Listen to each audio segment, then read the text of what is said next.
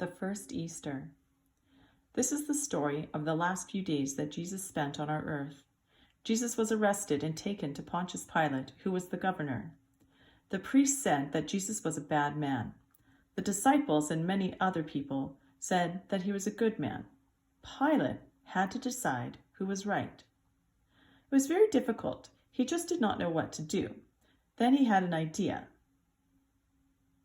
At the feast of the Passover, it was traditional to let one prisoner out of jail.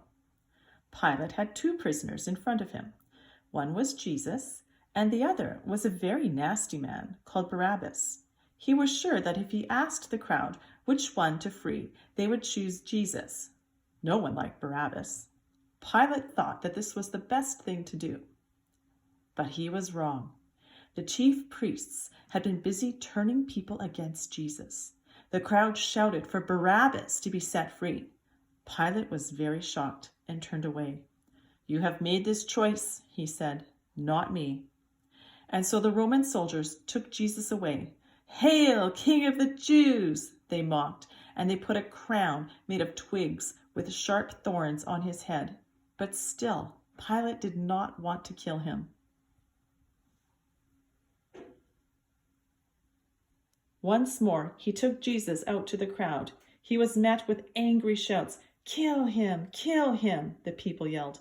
Finally, Pilate gave in and sentenced Jesus to be killed by being nailed to a wooden cross. Jesus was made to carry his own cross. He was taken to a hill called the Place of the Skull. There, the Roman soldiers nailed him to the cross. Two other men, who were robbers, were also nailed to crosses. Sobbing, Jesus' mother Mary watched helplessly as Jesus slowly died. But wait, our story does not end here. This is what happens.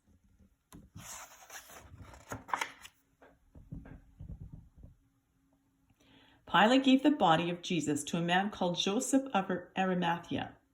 Joseph and his friend Nicodemus took the body, wrapped it in strips of cloth scented with spices, and put it in a new grave which Joseph had made. They rolled a great big heavy rock against the door to block it shut. A short time later, Mary Magdalene went to visit the tomb. Something was not quite right. The stone had been rolled away, and where the body had been, there were now only strips of cloth. Mary ran to fetch Peter and another of the disciples.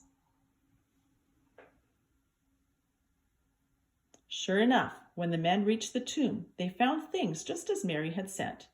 Simon and his friend had to go home, but Mary stayed by the tomb, and she cried softly to herself. She bent down to look inside again.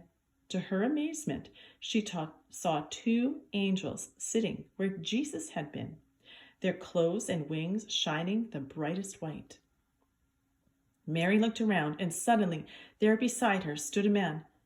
"Why are you crying?" he asked gently. Mary wondered if he was a gardener. She explained that she was crying because Jesus was gone. "Mary," the man said.